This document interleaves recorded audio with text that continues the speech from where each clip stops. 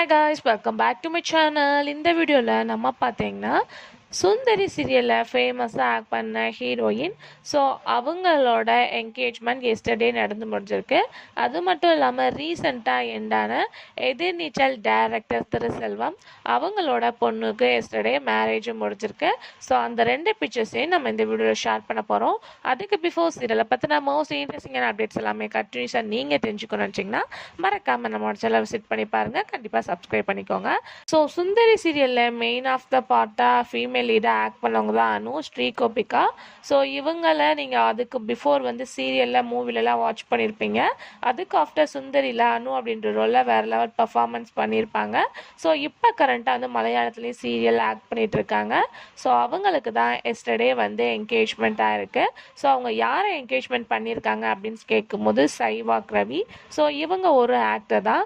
So 8 years love story, இவங்களோட love ஸ்டோரியாக தான் இவங்களோட மேரேஜ் நடக்க போகுது. ஸோ இவங்க ரெண்டு பேருக்கும் எஸ்டர்டே என்கேஜ்மெண்ட் வேறு லெவல் கிராண்ட் செலிப்ரேஷனாக நடந்திருக்கு.